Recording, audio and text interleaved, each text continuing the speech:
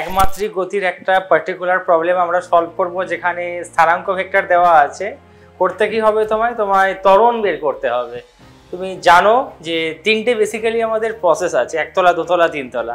সেটা কি, সবার প্রথমে যদি একমাত্রিক হয় তাহলে আমরা এক্স দিয়ে লিখি, নইলে কি স্থানাঙ্ক ভেক্টর আর দিয়ে প্রকাশ করব, যেখানে তিনটে ধামাকা একসাথে হয়ে যাবে। এক্স অক্ষের পরিবর্তনও দেখে নেবো, ওয়াই অক্ষের পরিবর্তনও দেখে নেবো এবং জেড অক্ষের পরিবর্তনও দেখে নেবো। তো এটাদেরকে যদি আমি ডিফারেন্সিয়েট করি একবার, তাহলে কি পাবো? আর কে ডিফারেন্সিয়েট করলে কি পাবো? সরণকে ডিফারেন্সিয়েট করলে আমরা বেগ পাবো, তাই তো, ভি ভেক্টর। আর ওকে যদি আরেকবার ডিফারেন্সিয়েট করে দেওয়া হয় বেগকে, তাহলে আমরা পৌঁছে যাব কত দূর অবধি?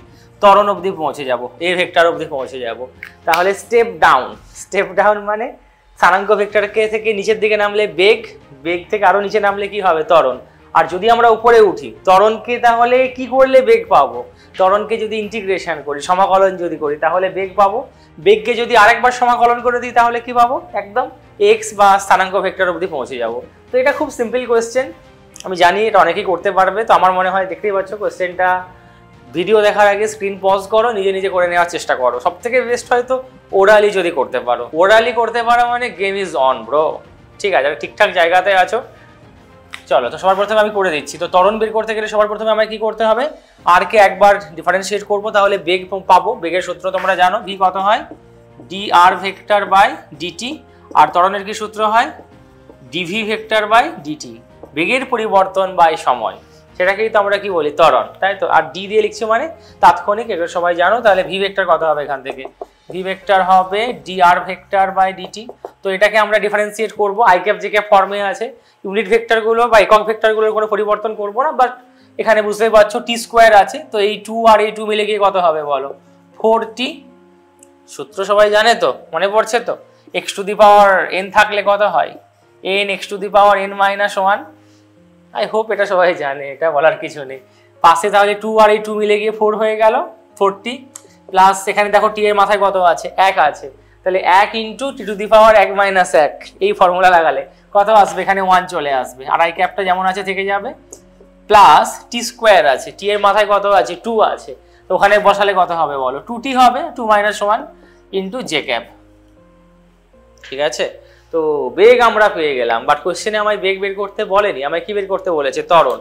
তো এটাকে কি করব? বেগটাকে আরেকবার কি করে দেবো? ডিফারেন্সিয়েট করে দেবো। তাহলেই কোথায় পৌঁছে যাব? ত্বরণে পৌঁছে যাব।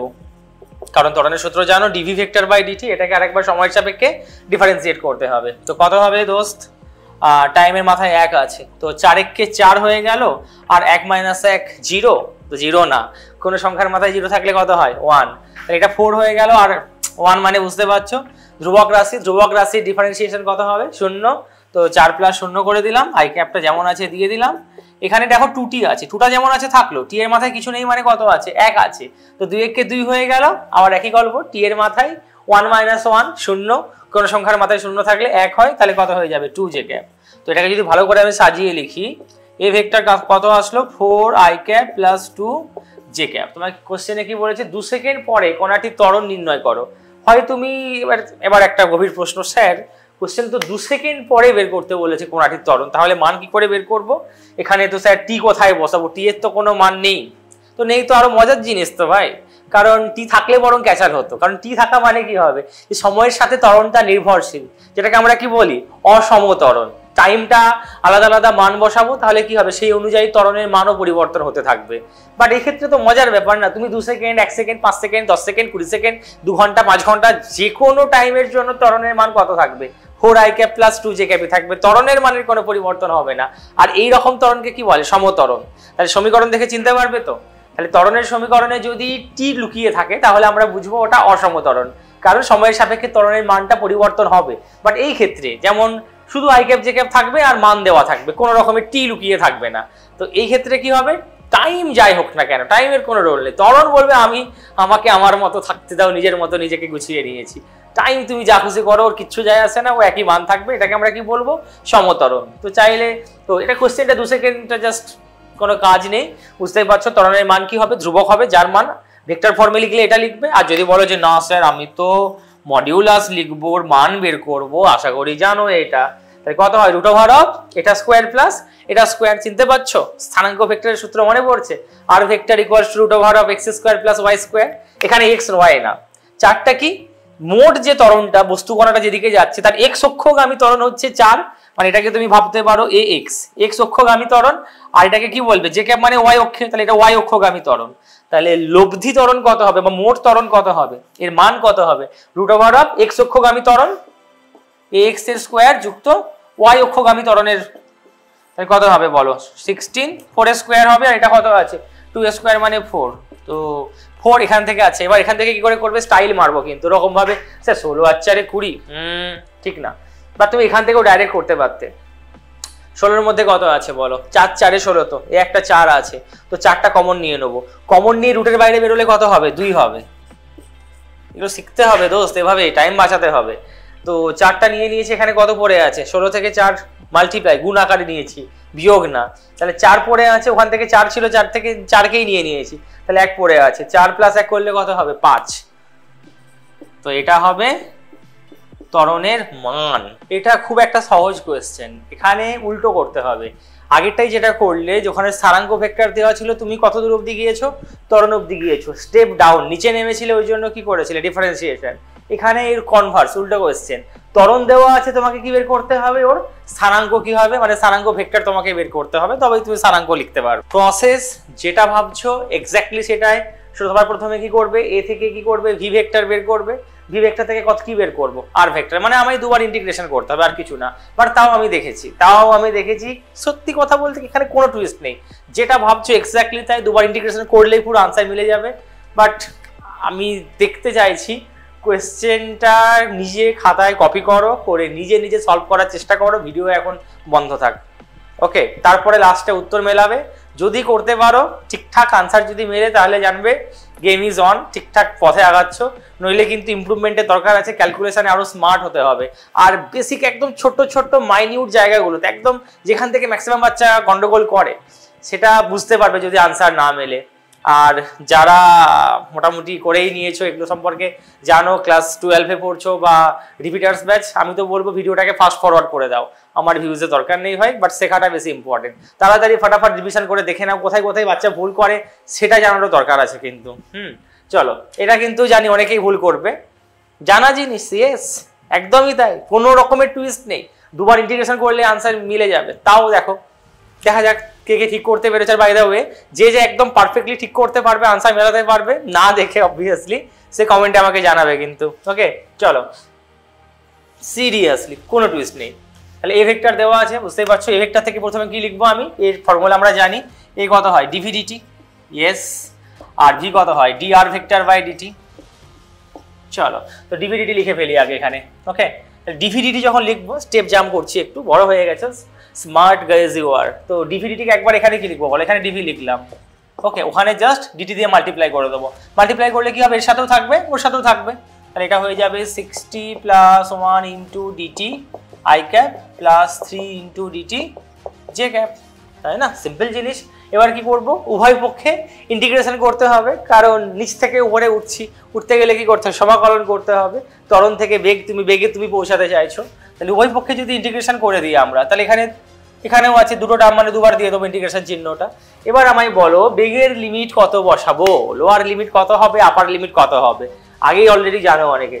কোশ্চেনে দেখো দেওয়া আছে t = 0-তে বস্তুটা কোথায় ছিল, যেখানে থাকুক 2,3-এ, এবং প্রারম্ভিক বেগ ছিল i cap plus 2 J cap, মানে ইউটা দেওয়া আছে। তাহলে বেগের লিমিট তো আমি বসিয়ে দেবো ইউ থেকে কত, ভি কিছু একটা, আমি জানি না কত, সেটা তো পরে দেখতেই পাবো, বাট ইউ এর মানটা দেওয়া আছে এখানে। ইউটা কত দেওয়া আছে, i cap plus 2 J cap, i cap plus 2 J cap.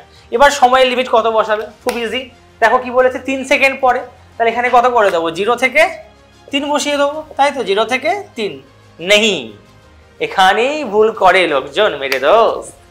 বেগের সমীকরণে কিন্তু তুমি 3 বসাতে পারবে না। কোশ্চেনে কি বলেছে, 3 সেকেন্ড পরে বস্তুটির স্থানাঙ্ক কি হবে, মানে পরের বার যখন তুমি আর বের করবে তার সমীকরণে তোমাকে কত বসাতে পারো, 3 বসাতে পারবে। এখানে বসানোর কোনো ইজাজত নেই বাবা, তাহলে এখানে তুমি 3 বসাতে পারো না।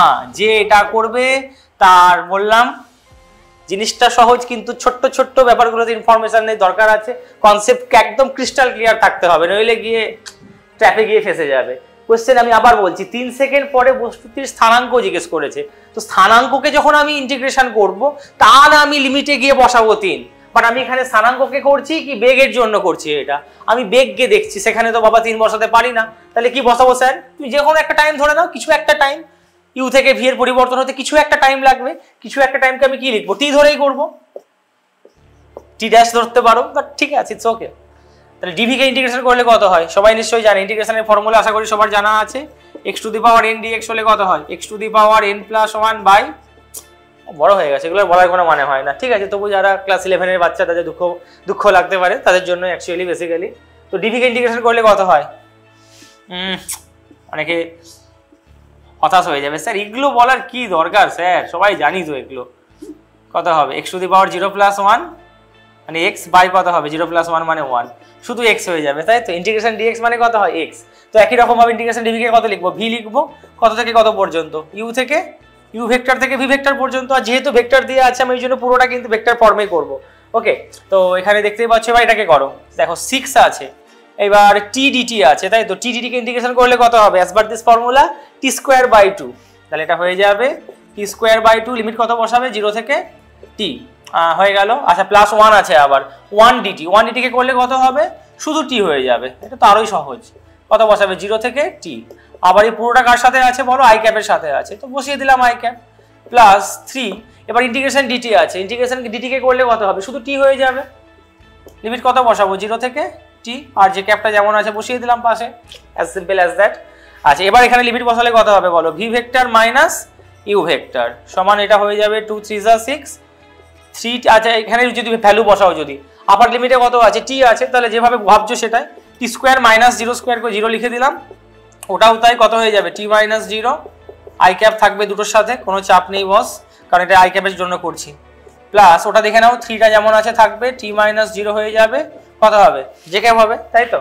তাহলে এখানে যদি আমি করি তাহলে ভি ভেক্টর মাইনাস, আচ্ছা ইউ ভেক্টরের ভ্যালুটা বসিয়ে দিচ্ছি এখানে, কত ছিল? I cap plus 2 J cap, I cap plus 2 J cap, এটা হয়ে যাবে কত হচ্ছে বলো? এটা হয়ে যাচ্ছে 3t square plus t i cap plus 3t j cap.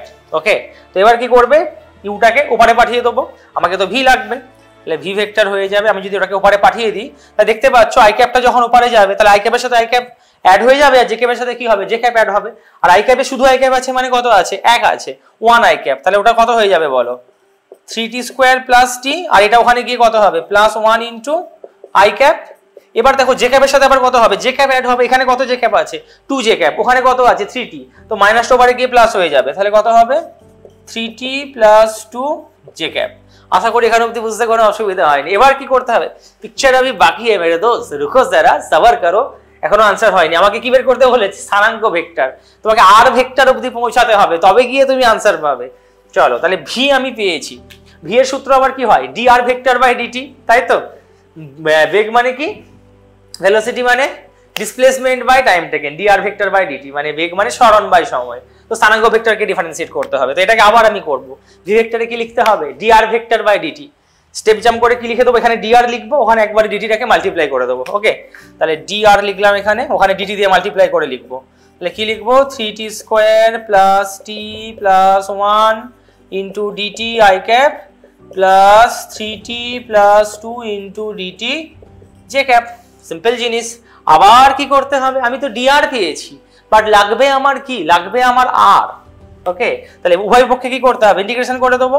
এদিকে দুটো আছে, তাহলে দুটো চিহ্ন ঢুকিয়ে দেবো, দুটো সাব ঢুকিয়ে দিতে হবে, ঠিক আছে। জটা থাকবে তার জন্য একটা একটা করে সাব। ওকে, একটা আই ক্যাপের তরফে একটা সাব, আর একটা জে ক্যাপের তরফে সাব। চলো তাহলে ডিআর এর লিমিট কত লাগবে? প্রারম্ভিক যেখানে ছিল সেখান থেকে কোথায়? এফ, এফ মানে অন্তিমে, তাহলে আড়াই ভেক্টর থেকে আরএফ ভেক্টর, আড়াই মানে বস্তু কণাটি প্রারম্ভিক অবস্থান যেখানে ছিল, যেটা কিন্তু কোশ্চেনে দেওয়া আছে, যেটা তোমায় বুঝে নিতে হবে। সব কি আরে ভেঙে ফুটে বলবে বাবা? কখনো কখনো তো কিছু কিছু জিনিস বুঝে নিতে হয় না। কোশ্চেনে কি বলা আছে? t0 বস্তুটি 2,3 বিন্দুতে আছে। ধরো যদি আমি একটা স্থানাঙ্ক বানিয়ে নিই, ধরো বস্তু কণাটি এখানে আছে t0, কোথায় আছে? 2,3। তো তুমি কি করবে?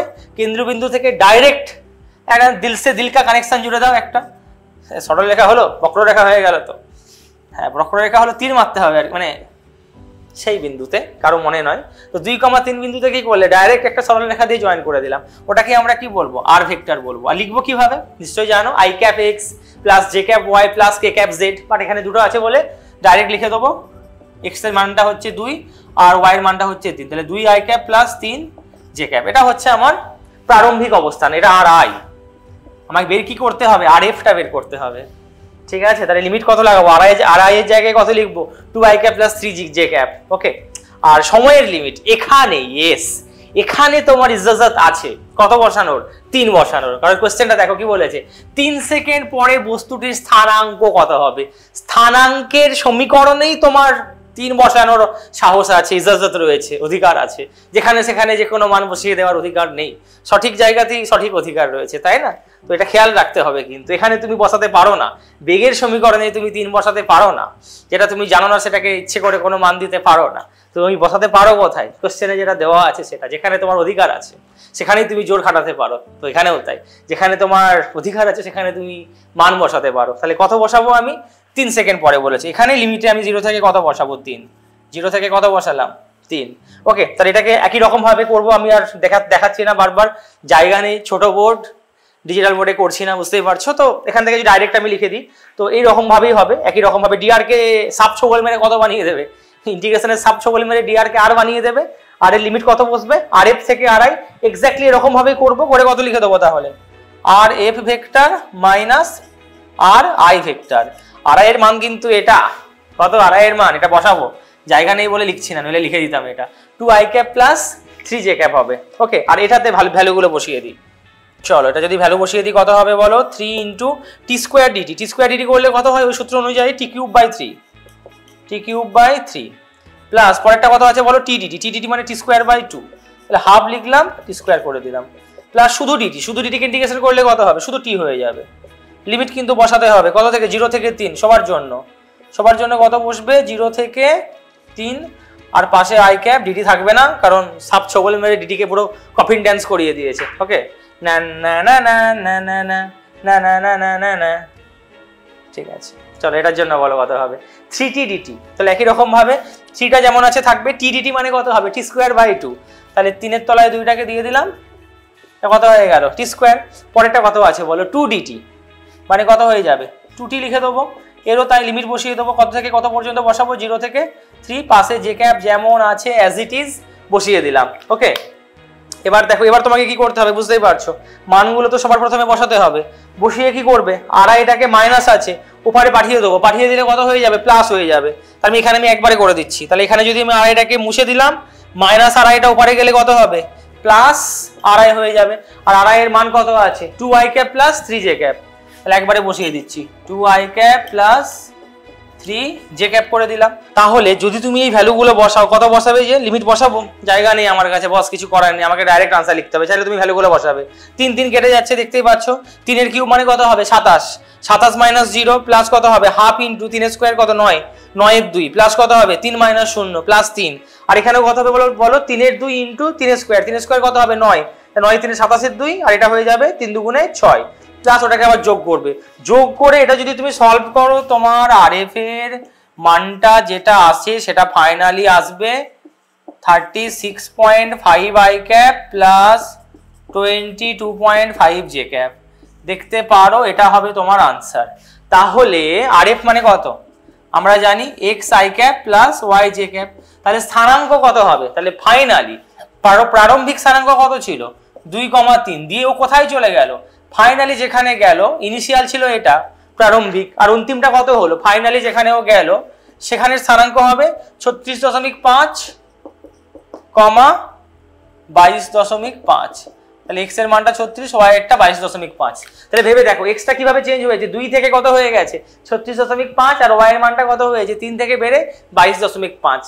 এটা কিন্তু এবার বলো, কমেন্টে জানাও কিন্তু কজন ঠিক করতে পেরেছিলে। এটা আনসার মিলিয়ে দেখে নাও। আর বাই দ্য ওয়ে, এখানে মানটা একটু দেখে নেবে, ভুল টুল আমি করতেও পারি, ক্যালকুলেশনে বা ক্যালকুলেটরে মেরে দেখে নিতে পারো। আর বাই দ্য ওয়ে, সব থেকে বড় কথা, কতক্ষণ টাইম তুমি নিয়েছো এটা সলভ করতে, সেটাও আমাকে কিন্তু জানাতে হবে কমেন্টে। ওকে, ত্বরণ নিয়ে তো এত আলোচনা আমরা করছি, কিন্তু ত্বরণের অভিমুখটা কি হবে। তো অভিমুখ জানতে গেলে সবার প্রথমে ত্বরণের সূত্র তো প্রত্যেকেই জানো, বলার কিছু নেই। এ ভেক্টর কত হবে, তাৎক্ষণিক যদি লিখি আমি তাহলে কি লিখবো, ডিভি ভেক্টর বাই ডিটি। আর যদি গড় লিখি তাহলে কি লিখবো জানো, ডেল্টা ভি বাই ডেল্টা টি। তাহলে অভিমুখ কি হবে, কার দিকে হবে, অন্তিম বেগের দিকে হবে, প্রারম্ভিক বেগের দিকে হবে, নাকি কার দিকে হবে, ত্বরণের অভিমুখ কি হবে। ডেল্টা ভিকে ধরো যদি আমি ছোট করে লিখি, কচি করে, তাহলে ভি ফাইনাল অন্তিম মাইনাস কত প্রারম্ভিক বেগ বাই কত হবে বলো, যে সময়টা লাগছে প্রারম্ভিক থেকে অন্তিম অবধি পৌঁছানোর জন্য। তো এটাকে আমি রিপ্রেজেন্ট কিভাবে করব, প্রকাশ কিভাবে করব, তার জন্য একটা আমি বৃত্তীয় গতির উদাহরণ দিয়ে এটা বোঝানোর চেষ্টা করি। আই থিঙ্ক বেটার বুঝতে পারবে। সাপোজ কোনো একটা বস্তুকণা ধরো একটা বৃত্তীয় গতি করছে, বৃত্তাকার পথে ঘুরছে, প্রারম্ভিকে ধরো এই বিন্দুতে ছিল, এটা হচ্ছে প্রারম্ভিক বিন্দু মানে ইনিশিয়াল।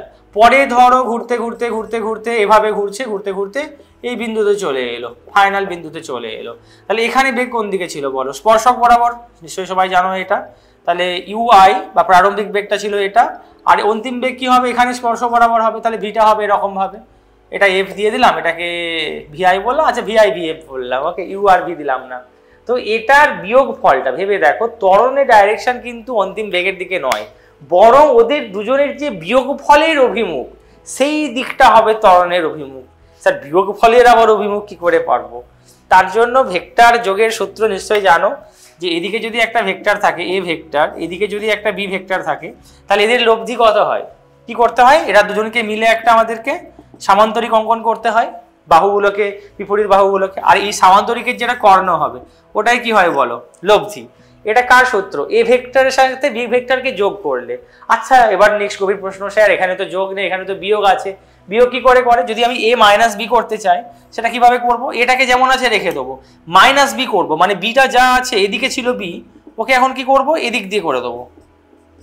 এখন এরা যে সামান্তরিকটা তৈরি করবে সেই সামান্তরিকের কর্ণটা কত হবে বলো, এ মাইনাস বি হবে। তো এখানেও আমাকে তাই করতে হবে, ভি আই আর ভি এফ, ভি আই কে কি করবো আমি মাইনাস উল্টো করে যোগ করে দেবো, কারণ এটাকে লিখতে পারি কি পারি না বলবে, V F plus of minus V I by সময় যেটা লাগছে। তো এখানেও তাই করবো, ভালো করে দেখো, এটা ইন্টারেস্টিং কিন্তু।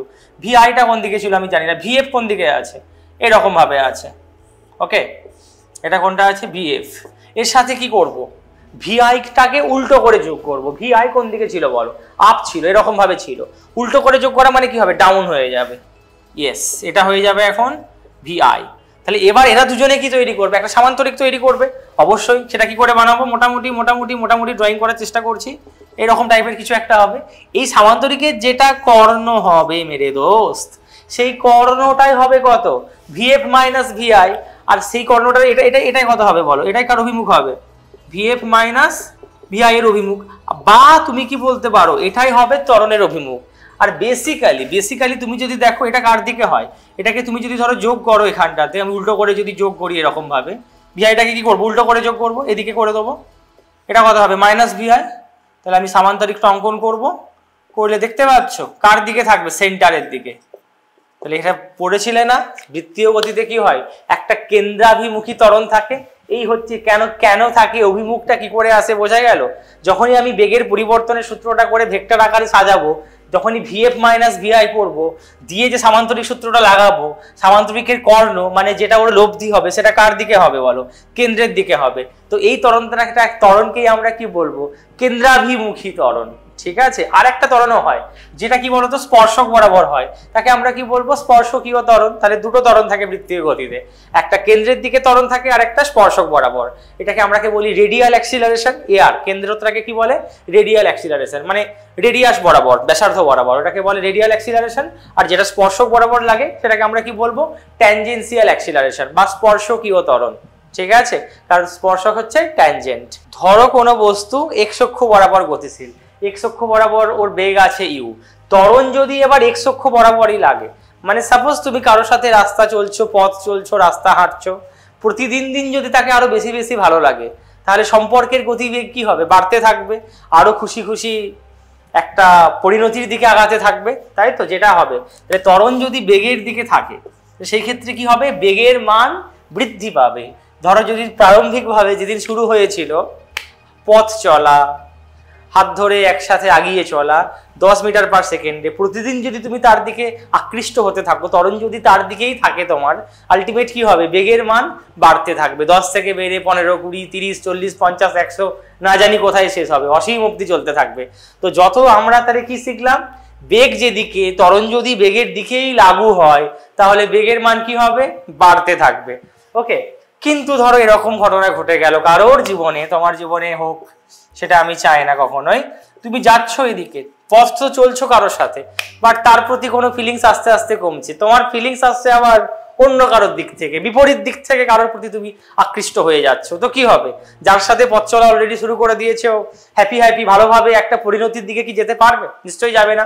বুঝতেই পারছো কি হবে, একটা সময় পরে কি বলবে, আর ভাল লাগছে না, I need break from you, I need space.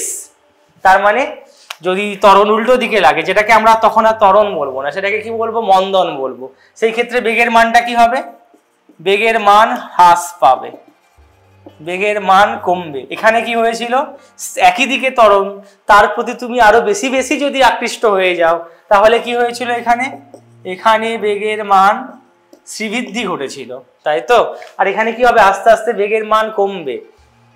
কি শিখলে তাহলে, ত্বরণ যদি বেগকে সমর্থন করে বেগের মান বাড়বে, ত্বরণ যদি বেগকে সমর্থন না করে, বিপরীত দিকে যদি লাগে, মন্দন যদি হয়, তাহলে বেগের মান কি হবে, কমবে। যেটা তোমরা জানো যে বৃত্তীয় গতির ক্ষেত্রেও আমি বলতে পারি, স্পর্শকীয় একটা বেগ থাকে তো, ভিএফ ধরো, এবার ত্বরণ যদি ওর দিকেই লাগে, আমি একটু আগে বললাম এই ত্বরণটাকে কি বলবো, স্পর্শকীয় যে ত্বরণ তাকে আমরা বলি এটি ট্যানজেন্সিয়াল অ্যাক্সিলারেশন। ওকে, তাহলে এই ক্ষেত্রে কি হবে, বস্তুটা আরো বেশি বেশি জোরে জোরে ঘুরতে থাকবে, যেটা সিলিং ফ্যান দেখবে সুইচটা অন করার পরে হয়। সুইচটা অন করার পরে কি হয়, আস্তে আস্তে স্পিড আপ হয় কি হয় না, বেগের মান বাড়তে থাকে কি থাকে না, থাকে তো। আর তখন কি হয়, ত্বরণ বেগকে সমর্থন করছে, ওই জন্য ফ্যানের গতিবেগ কি হচ্ছে, বাড়ছে।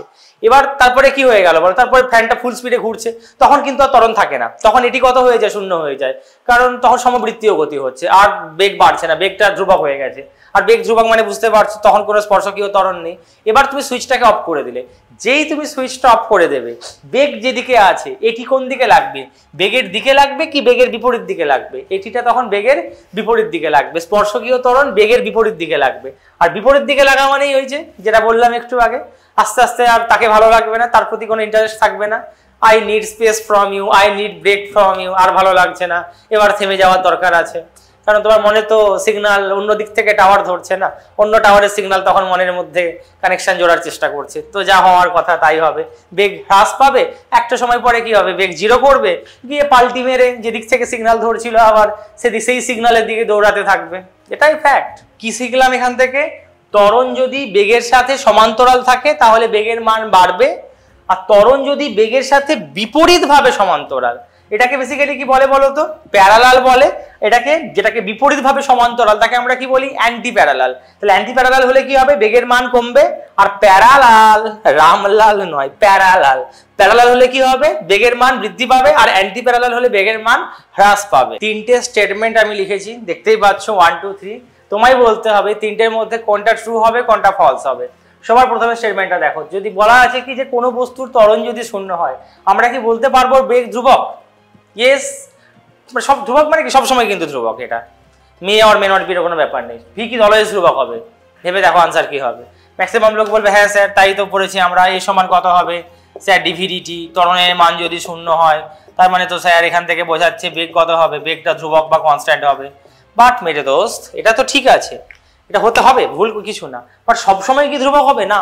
তুমি পথ চলাই শুরু করলে না, তোমার প্রারম্ভিক বেগই শূন্য, যদি তুমি বেগ শূন্য থাকে, যদি পথ চলাই না শুরু করো, তাহলে কি হবে, ত্বরণের মানও তো অবশ্যই শূন্য হবে না।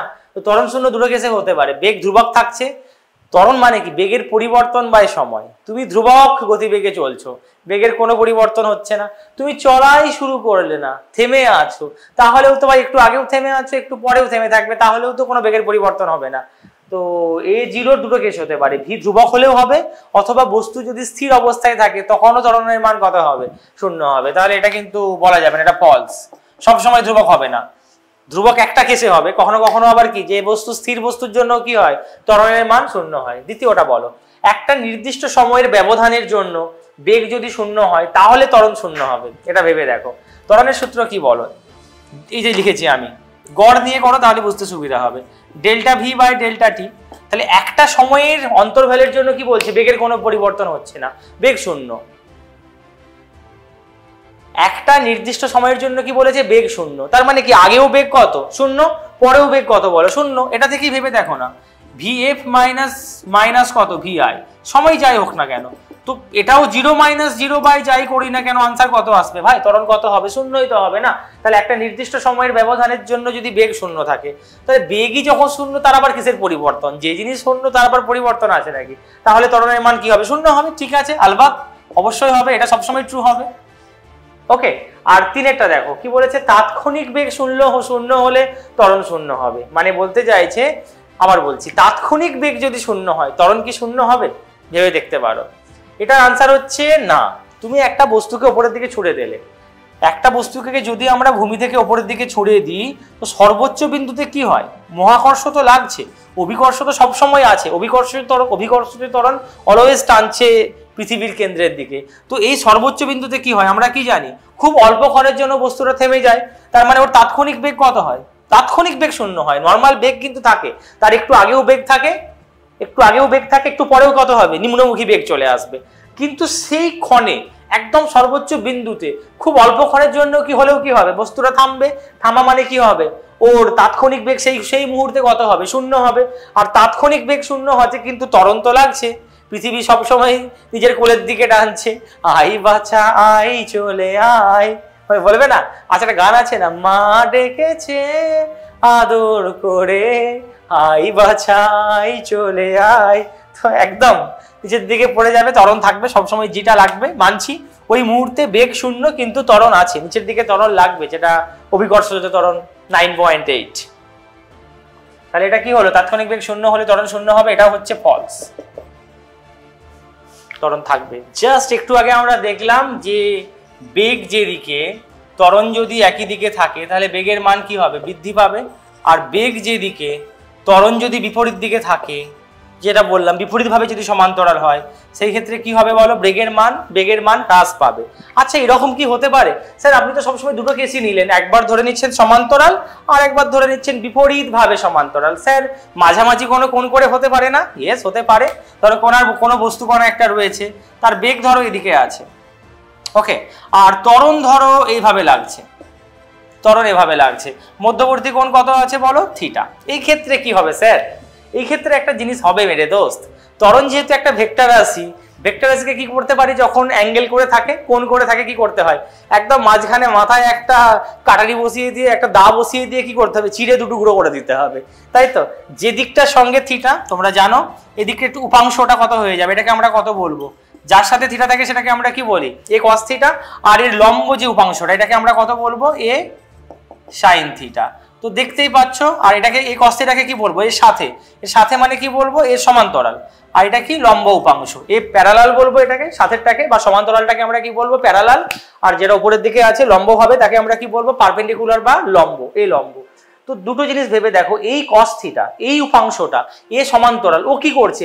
বেগের মানে শ্রীবৃদ্ধি ঘটাবে। দেখো এটা কিন্তু এক্স্যাক্টলি এটার মতোই হবে, তাই তো? তাহলে পুরো ত্বরণটা কিন্তু বেগ বাড়ানোর কাজে লাগছে না। পুরো ত্বরণের একটা উপাংশ যার মান কত? এ কস থিটা, যেটাকে আমি এ প্যারালাল বললাম, ও কি করছে? ও বেগের শ্রীবৃদ্ধি ঘটাচ্ছে। কিন্তু আর একটা যে উপাংশ রয়েছে এ সাইন থিটা, যেটাকে আমি এ পারপেন্ডিকুলার বললাম, ও তো 90 ডিগ্রিতে লাগছে। ও তাহলে কিন্তু বেগের ডাইরেক্টলি মান বাড়াচ্ছে না, কিন্তু হ্যাঁ ও এক কাজ করছে, ও ওর দিকে আস্তে আস্তে কি করছে? বেগটাকে ঘুরিয়ে নিচ্ছে। যেটা দেখো এক্স অক্ষ বরাবর যাচ্ছিল বস্তুটা প্রথমে, যখন ত্বরণ এভাবে থাকবে, আস্তে আস্তে ও কি করবে? এভাবে বেঁকে যেতে থাকবে। স্পর্শকীয় ভাবে বেগগুলো থাকবে, কি হবে? ও আস্তে আস্তে এক্স অক্ষর দিকে না গিয়ে ওই ত্বরণটা এ পারপেন্ডিকুলারের দিকে কি হবে? আস্তে আস্তে ও বেঁকে যাবে। তাহলে বুঝতে পেরেছো? যখন ত্বরণ অ্যাঙ্গেল করে থাকবে, দুটো কেস হবে, যে সাথওয়ালা যে ত্বরণ, ওর সাথে যেটা লাগবে সমান্তরাল যে উপাংশটা, ওটা কি করবে? বেগের শ্রীবৃদ্ধি ঘটাবে। যদি বিপরীত দিকে লাগতো তাহলে কি হতো? বেগ কমিয়ে দিত। আর লম্বভাবে যে ত্বরণ লাগবে, ও কি করছে? ওর অভিমুখটাকে বদলে নিচ্ছে। তো ত্বরণের দুটো উপাংশ, একটা স্পিড বাড়াবে বা কমাবে, বেগ বাড়াবে বা কমাবে, আর একটা কি করবে? অভিমুখের পরিবর্তন করাবে। এই কনসেপ্টটার বেস্ট অ্যাপ্লিকেশন হচ্ছে বৃত্তীয় গতি। আমি একটু আগে বললাম যে বৃত্তীয় গতিতে বেসিক্যালি আমাদের দুটো ত্বরণ থাকে বন্ধু। ধরো একটা বস্তুকে তুমি একটা পাথরকে দড়িতে করে বেঁধে সাই করে ঘোরাচ্ছ, দুটো ত্বরণ থাকে। একটা কেন্দ্রের দিকে ত্বরণ থাকে, কেন্দ্রাতিক ত্বরণ বলে, আর একটা স্পর্শকীয় ত্বরণ থাকে, যেটাকে আমরা কি বলি? এটি। তাহলে এই দুটো লব্ধি কোন দিকে হবে বুঝতে পারছো? 45 ডিগ্রিতে হবে, তার কিন্তু কোনো মানে নেই।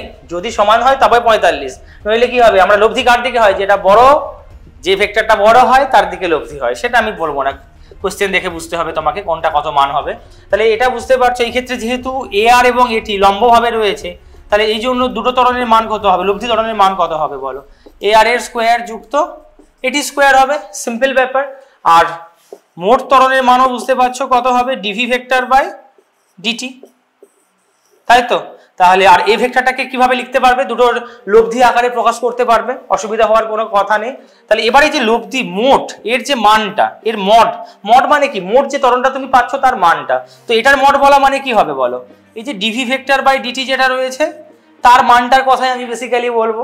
ওকে, আর আরেকটা জিনিস দেখো, এটি কি করবে বলো, এটির কাজ আমি একটু আগে বলেছিলাম, AR কি করবে, AR কিন্তু আমি একটা কথা বলি যে जैसे हमें जीने के लिए क्या चाहिए, AR चाहिए, AIR, वैसे ही किसी भी प्रकार सर्कुलर मोशन करने के लिए हमें AR चाहिए। AR का मतलब रेडियल एक्सीलरेशन, কেন্দ্রাভিমুখী যে ত্বরণটা লাগবে, ও কি করছে, অভিমুখটাকে বদলাচ্ছে। তখন এই বিন্দুতে কোন দিকে লাগছে, কেন্দ্র কোনটা, বাঁ দিক দিয়ে।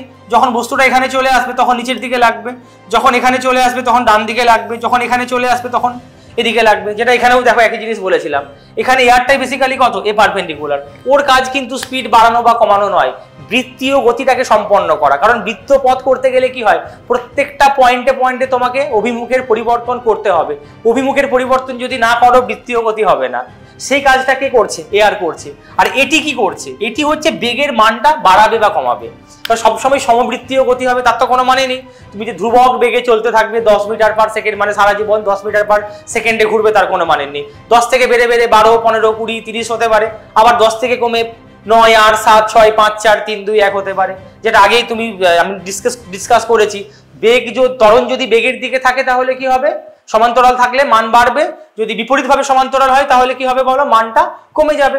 যেটা যদি ধরো এই ক্ষেত্রে বেগ যদি দিক দিয়ে থেকে থাকতো, ত্বরণটাও কি আছে, একই দিকে আছে, তাহলে এই ক্ষেত্রে বেগের মান কি হবে, বাড়তে থাকবে। বোঝা গেল? তাহলে বৃত্তীয় গতিতে দুটো ত্বরণের কি কাজ, একটা কি অভিমুখ পরিবর্তনের জন্য ত্বরণ, আর একটা কি বেগের মান বাড়ানো বা কমানোর জন্য যে ত্বরণ লাগু হবে। একটু আগে যেটাকে আমরা এ প্যারালাল বললাম, এ পারপেন্ডিকুলার বললাম, তাহলে বৃত্তীয় গতির জন্য ভেবে দেখো, এ প্যারালালটাকে আমরা কি বলবো, সমান্তরাল যে বেগের দিকের যে উপাংশ তাকে আমরা কি বলবো, স্পর্শকীয় ত্বরণ। আর 90 ডিগ্রিতে যেটা লাগছে, লম্বভাবে যেটা লাগছে, তাকে আমরা কি বলবো, কেন্দ্রাভিমুখী ত্বরণ। আশা করি বুঝতে কোনো অসুবিধা হয়নি। তাহলে এই যে স্পর্শকীয় ত্বরণ, ওর কাজ কি, বেগের শুধু অভিমুখ না, কিন্তু বেগের অভিমুখ কে বদলাচ্ছে, এ আর বদলাচ্ছে। বেগের শুধু মানের পরিবর্তন কে করছে, সেটা কিন্তু এটি করছে। তাহলে এটির সংজ্ঞা আমরা কি লিখবো বলো, এটির সংজ্ঞা কিন্তু বেগের পরিবর্তন নয়, বেগের মানের পরিবর্তন, বেগের মড, অ্যাবসলিউট ভ্যালু, মডের পরিবর্তন। তাহলে আমি কি লিখবো, ddt অফ ভি লিখবো না, ভি ভেক্টর লিখবো না। কিন্তু ভি ভেক্টর বলা মানে কি, দুটোর মোট মান অভিমুখ দুটোর পরিবর্তনকে বোঝায়। বাট যেহেতু আমি স্পর্শকীয় বলছি, তার মানে আমাকে কি দিতে হবে, এটা। যেমন এই ক্ষেত্রে দেখো, এ প্যারালাল যেটা কি ছিল, বেগের পরিবর্তন কি বেগের মানের পরিবর্তন, বেগের মানের পরিবর্তন। তাহলে স্পর্শকীয় ত্বরণ কি দেবে, কারণ বেগ ভেক্টর রাশি ভাই, বেগের মানও থাকে অভিমুখও থাকে। বেগের পরিবর্তন বলা মানে, যেটাকে তুমি যদি এভাবে লেখো, ডিভি ভেক্টর বাই ডিটি, এই ত্বরণটা মানে কিন্তু কি দুটোই আছে পরিবর্তন। এর মধ্যে এভাবে লেখা মানে কি, এর মানেরও পরিবর্তনের কথা বোঝাচ্ছে ও, এর অভিমুখেরও পরিবর্তনের কথা বোঝাচ্ছে। বাট যখন তুমি বেগের যে ভেক্টরটা তার উপরে মডটা দিয়ে দেবে, তার মানে কি হয়ে গেল, শুধুমাত্র বেগের মানের কথা বলছে, তো তার পরিবর্তনের কথা। আর বেগের মানের যে পরিবর্তন জন্য যে ত্বরণটা, সেই ত্বরণটাকে আমরা কি বলবো, স্পর্শকীয় ত্বরণ বা এ সমান্তরাল, যেটাকে তুমি বলবে এই যে বেগের দিকে ত্বরণের যে উপাংশ বা ত্বরণ যেটা থাকছে, সেটাকে আমরা যা বলবো। আর বেগের অভিমুখের পরিবর্তনের জন্য যে ত্বরণ, তাকে আমরা কি বলবো, এ আর। তাহলে এ আর মানে কি বলো, বেগের পরিবর্তন কি বেগের অভিমুখের পরিবর্তন, এটা মনে রাখতে হবে। এটা হচ্ছে বেগের, এ আরটা তাহলে কি হবে, বেগের অভিমুখের পরিবর্তন বাই ডিটি বাই সময়। আর এটি কত হবে, বেগের মানের পরিবর্তন বাই সময়। তার মানে পুরোটা জিস্ট করে দিচ্ছি। দেখো, ত্বরণ কি রাশি, স্যার ভেক্টর রাশি। ত্বরণ মানে কি, বেগের পরিবর্তন বাই সময়। বেগ আবার কি রাশি, ভেক্টর রাশি। ভেক্টর রাশি মানে কি, তার মান আছে আবার অভিমুখ আছে। তো বেগের পরিবর্তন কি মানে কি ভাবতে পারো, তুমি বললে বেগের পরিবর্তন, আমি শুনলাম দুটো জিনিস, বেগের মানের পরিবর্তন অথবা বেগের অভিমুখের পরিবর্তন। তাহলে বেগের মানের পরিবর্তনকারী যে ত্বরণ, তাকে আমরা বলবো স্পর্শকীয় ত্বরণ বা এ সমান্তরাল।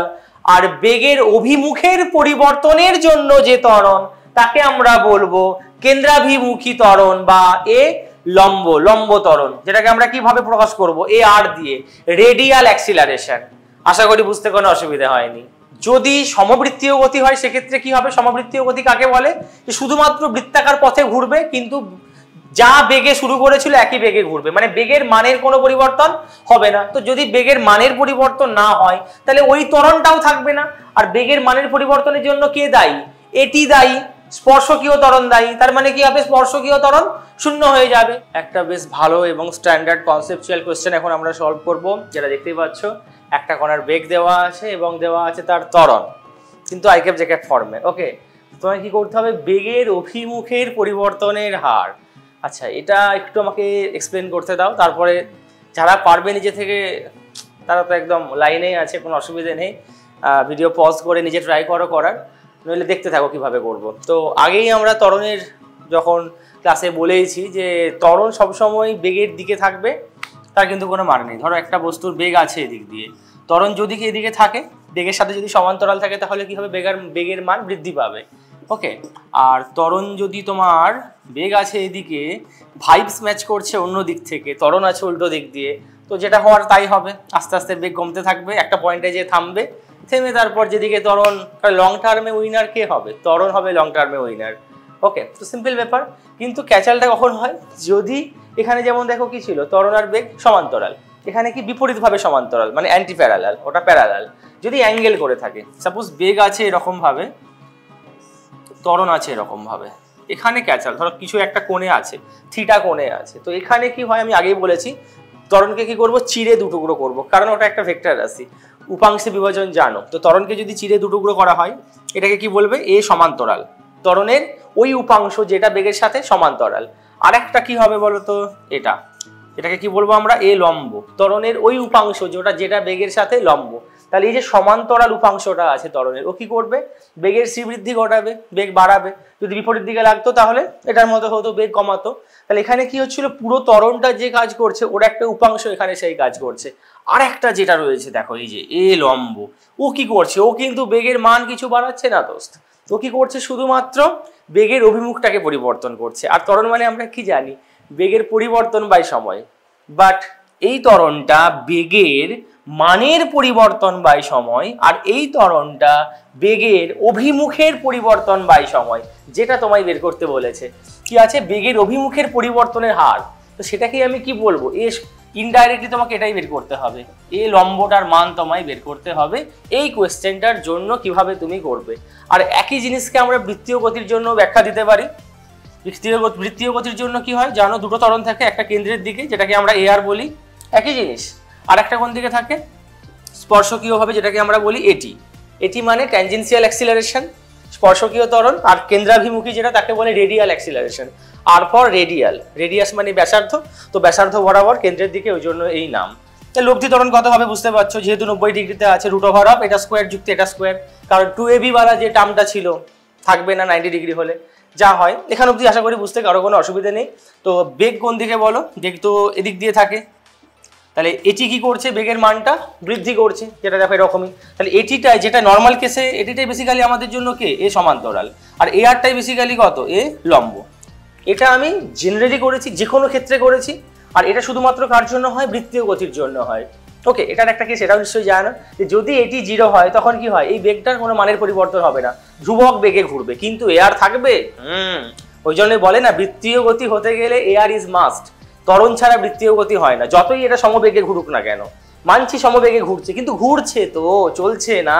চললে বলতাম হ্যাঁ ত্বরণ শূন্য, বাট সমবেগে ঘুরলেও কি থাকবে? কেন্দ্রাভিমুখী যে ত্বরণটা থাকবে, কারণ বৃত্তীয় গতি করা মানে প্রত্যেকটা বিন্দুতে অভিমুখ পরিবর্তন করতে হচ্ছে। এখানে দেখো এদিকে, এখানে এদিকে, এখানে এদিকে, প্রত্যেকটা বিন্দুতে কোন দিকে হচ্ছে? কেন্দ্রের দিকে, কেন্দ্রের দিকে, কেন্দ্রের দিকে, কেন্দ্রের দিকে, ওই ত্বরণটা রয়েছে। তো এবার আমাদেরকে কি করতে হবে? এই কোয়েশ্চেনটার জন্য এ লম্বর আমাদেরকে মান বের করতে হবে। কিভাবে করবো দেখো, তো এখানে দেখতে পাচ্ছ বেগ একটা দেওয়া আছে 2i ক্যাপ + 3j ক্যাপ, এবং ত্বরণ দেওয়া আছে। সবার প্রথম কথা, এটা কি সমান্তরাল? কোন করে আছে? কি সমান্তরাল ভাবে আছে? এটা ভেক্টরে নিশ্চয়ই পড়ে নিয়েছো। যদি কমন নিয়ে ওর আকারে লিখতে পারতাম, বুঝতে পারলে কথাটার অর্থ? পারলে না? চলো দেখো, যদি ধর এরকম হয়, এই ভেক্টর ধর এরকম আছে 3i ক্যাপ + 4j ক্যাপ, আর একটা ধর যে কোনো ভেক্টর বি ভেক্টর আছে তোমার 15i ক্যাপ + 20j ক্যাপ। ধর এখান থেকে 5কে যদি কমন নিয়ে নিই, তাহলে কত হবে? দেখো ওটাই চলে আসছে 3i ক্যাপ + 4j ক্যাপ। তা আমি এখানে কি লিখতে পারি? b = 5a। তো তখন আমরা কি বলবো? যে a এবং b কিভাবে আছে? সমান্তরাল আছে। কিন্তু দেখো এভাবে কমন নিয়ে এটাকে লেখা যাবে না। তার মানে কি? এদের সমান্তরাল নয়, এদের মধ্যবর্তী কিছু একটা কোণ আছে। কত কোণ আছে আমি জানি না, ঠিক আছে, আমি মুছে নিচ্ছি একবার, তারপরে আবার দেখছি। ভেক্টরে তোমরা পড়েছো যে দুটো ভেক্টরের মধ্যে যদি কোনো একটা কোণ থেকে থাকে, এর উপাংশ এর দিকে কত হবে সেটা নিশ্চয়ই পড়েছো, এটা জানে অনেকেই। সাপোজ এদিকে ধরো একটা রয়েছে এ ভেক্টর আর একটা ধরো রয়েছে বি ভেক্টর। আমি ভেক্টর বলছি, এখানে এখন ভুলে যাও, ত্বরণ, বেগ, ফরগেট অ্যাবাউট ইট। ধরো থিটা কোণে আছে, আমি তোমাকে কি জিজ্ঞেস করলাম যে বেগের কতটা উপাংশ ত্বরণের দিকে আছে, মানে basically dot product. Dot product মানে কি হয়, একটা বেগের কতটা উপাংশ আর একটার দিকে আছে। তাহলে বি কে যদি চিঠে তুমি দুটো টুকরো করো, একটা টুকরো কত হবে, এর দিকের যে উপাংশ সেটা কত হবে বলো, বি কস থিটা, আর লম্বটা কত হবে, বি সাইন থিটা। যেটা এই ক্ষেত্রে আমাদের লাগবে না, আমার কি লাগবে, বি এর কতটা উপাংশ এর দিকে আছে। তার পুরো মন জুড়ে হয়তো তুমি নেই, কিন্তু তার মনের কিছুটা অংশ জুড়ে তুমি আছো। তাহলে তার মনের কতটা অংশ জুড়ে তুমি আছো, বা তোমার কতটা উপাংশ তার মনের দিকে সমান্তরাল, সেটা তোমাকে বের করতে হবে। তাহলে এখানে কত হবে, বি এর কতটা উপাংশ এর দিকে সমান্তরাল বলো, বি কস থিটা। ঠিক, এটা আমাদের আনসার। সেটা কি করে করবো, বি কস থিটার মান কি করে বের করবো, এটা বের করতে হবে। তার জন্য আমরা একটা সূত্র জানি, দুজনে যদি ডট প্রোডাক্ট করতাম আমি কত হতো, এটা সবাই জানে, এ ডট বি হয় এ বি কস থিটা। এর মধ্যে আমার কি লাগবে, বি এর উপাংশ কার দিকে, এর দিক বরাবর উপাংশ, সেটাকে আমি কি বলবো, বি কস থিটা। এই মানটা আমার লাগবে, এটাকে আমি কত বলবো বলো, A dot B by A. Simple জিনিস। বা এটাকে তুমি কি বলতে পারো, বি সমান্তরাল। সমান্তরাল মানে বি এর ওই উপাংশ যেটা এ ভেক্টরের সাথে সমান্তরাল। তো একই রকম ভাবে এখানে দেখতে পাচ্ছ, একটু আগে আমি বললাম বেগ এবং ত্বরণ সমান্তরাল নেই, অ্যাঙ্গেল করে আছে। তো আমাকে কি করতে হবে, ত্বরণের উপাংশ নিতে হবে। কোন উপাংশ নেবো, যেটা বেগের সাথে সমান্তরাল। দেখা যাক, ধরো এটা হচ্ছে আমার বেগ, এদিকে রয়েছে ধরো ত্বরণ। ঠিক আছে, একদম পুরো এটার মতো করে করবো। তাহলে এটা হচ্ছে তোমার থিটা, কিছু একটা অ্যাঙ্গেল আছে, জানি না কত আছে, সেটা তুমি করতে বের করে নিতেই পারো, জানো কিভাবে করতে হয়, ভেক্টরেই পড়েছো। তাহলে এর উপাংশ ভি এর দিকে কত লিখবে বলো, সেটা কি আমরা কি বলবো, এ সমান্তরাল, যেটা বেসিক্যালি কত হবে, এ কস থিটা। তো এই কস থিটার মানটি আমাদেরকে বের করতে হইবে। ওকে, কিভাবে করব, ডট প্রোডাক্ট করে নিই, এ ডট ভি কত হবে বলো, এ ভি কস থিটা। তাই তো, এর মধ্যে লাগবে কত আমার, এ কস থিটার মান বের করতে হবে, মানে যেটাই হচ্ছে এ সমান্তরাল সেটাই হচ্ছে এ কস থিটা, যার মান কত হবে, এ ডট ভি বাই হচ্ছে ভি। ওকে, চলো, তো এটা আশা করি সবাই বের করে নিতে পারবে। এর সাথে ভি এর কি করবো, ডট প্রোডাক্ট করবো। ডট প্রোডাক্ট করলে কত হবে, এটা এক আছে, এখানেও এক আছে, তাহলে 2 1 কে 2, আই ডট আই 1 হয়ে যাবে, প্লাস 3 1 কে 3, মানে ওটাও জে ডট জে 1 হয়ে যাবে, বাই কত আছে ভি। ভি মানে এখানে কিন্তু ভি ভেক্টর না, ভি এর মড। ভি এর মড কত হবে বলো তো, ভি এর মড কত হবে, root over of 2 square plus 3 square, সবাই জানে, root over of 2 square plus, মানে এটা হচ্ছে তোমার কোনটা, ভি ভেক্টরের মডটা। ওকে, কারণ এগুলো বেসিক্যালি কি মানগুলো, তাই তো, এ আর ভি গুলো তুমি এভাবেও লিখতে পারো, এভাবে মড মানে অ্যাবসলিউট ভ্যালুগুলো। ওকে, তাহলে রুট ওভার অফ ভি এর মড কত হবে, 2 স্কোয়ার প্লাস 3 স্কোয়ার, তাহলে এটা হয়ে গেল 5 বাই 9 4 13, রুট 13। তাহলে এখানে কি পেলে বলো, ত্বরণের একটা উপাংশ আমি পেয়ে গেলাম, কোনটা, বেগের সঙ্গে সমান্তরাল যে উপাংশটা, যেটা নাম কত, এ সমান্তরাল, যেটা এ কস থিটা, এটা পেলাম। বাট আমাদেরকে কি বের করতে বলেছেন, বেগের মানের পরিবর্তনের হার বের করতে বলেনি, তাহলে আনসার এখানে হয়ে গেছে। কোশ্চেনে কি বলেছে তোমায়, বেগের অভিমুখের পরিবর্তনের হার, যেটা আমরা জানি যে দুটো উপাংশ হয় যখন বেগ এভাবে থাকে, এটা তোমার কত, এ সমান্তরাল, তোমাকে বের করতে কোনটা বলেছে, এই যে এটার মান বের করতে বলেছে। তুমি এ লম্বটা কি করে বের করবে, তার জন্য সব থেকে সহজ আমরা জানি যে টোটাল যে ভেক্টরটাকে, এই ভেক্টরটার মান কত হবে বলো, ওর মড কত হবে, টোটাল যে ভেক্টরটা দেওয়া আছে কত হবে, রুট ওভার অফ এটার মান স্কোয়ার প্লাস এটার মান স্কোয়ার, এটাও এক আছে, এখানেও কিছু নেই মানে কি এক আছে, তো রুট ওভার অফ 1 স্কোয়ার যুক্ত 1 স্কোয়ার, তো মোট ত্বরণটা হলো রুট 2। ওকে, মোট ত্বরণটা কত হলো, রুট 2। আর মোট ত্বরণ যেহেতু এ সমান্তরাল এবং এ লম্বের উপাংশ, আমি তো এভাবেও লিখতে পারি মোট ত্বরণকে, পারি কি পারি না বলবে, রুট ওভার অফ এ সমান্তরালের স্কোয়ার যুক্ত এ লম্বর স্কোয়ার। স্বাভাবিক, কারণ উপাংশ দুটোকে জুড়ে দিলেই তো আবার অরিজিনালটা তৈরি হয়। তুমি অরিজিনালকে ভেঙে যেমন উপাংশ বিয়োজন করতে পারো, তো উপাংশগুলোকে রুট দিয়ে জয়েন করে দিলে কি হবে, অরিজিনালটা চলে আসবে। আর এটা কিন্তু মান, ভেক্টরটা না, এর মানটা পেয়েছি। আর যেটাই কোশ্চেন অনুযায়ী তার মানই কত দেওয়া আছে বলো, রুট 2 দেওয়া আছে। কত লিখবো, এ প্যারালালের মান আমরা পেয়েছি 5 বাই রুট 13 স্কোয়ার, তাহলে কত হবে 25 বাই রুট 13 করলে স্কোয়ার করলে 13 হয়ে যাবে, প্লাস কত হবে, এ পারপেন্ডিকুলার নয়, ওর স্কোয়ার আছে। ওকে, এবার উভয় পক্ষে কি করবো, উভয় পক্ষে বর্গ করে দাও, তাহলে এদিকের বর্গ ওদিকের বর্গ, রুটটা কি হয়ে যাবে, উঠে যাবে। তো সেটা যদি উঠেই যায় তাহলে 2 হয়ে যাবে 25 13 যুক্ত এ পারপেন্ডিকুলারের স্কোয়ার और ए পারপেন্ডিকুলার তোমার হয়ে যাচ্ছে কত 2 মাইনাস 25 এর 13 2 মাইনাস 25 এর 13 মানে 13 হবে লসাগু তো 13 মানে হবে লসাগু 13 দুগুণে 26 মাইনাস 25 1 এর 13 এটা স্কয়ার তাহলে এর পারপেন্ডিকুলার কত হবে এ লম্ব কত হবে রুট হয়ে যাবে স্কয়ার উপরে গেলে রুট হয়ে যায় তাহলে একের রুট একই হবে 1/√13 এইটি হলো গিয়ে তোমার আনসার বোঝা গেল এত কিছু কনসেপ্ট মাথায় রাখতে হবে কিন্তু that is important very much এটা করলে তোমার ভেক্টরের কনসেপ্টও ক্লিয়ার হয়ে যাবে প্লাস এই যে একমাত্রিক গতির একটা স্ট্যান্ডার্ড প্রবলেমেরও কনসেপ্ট ক্লিয়ার হয়ে যাবে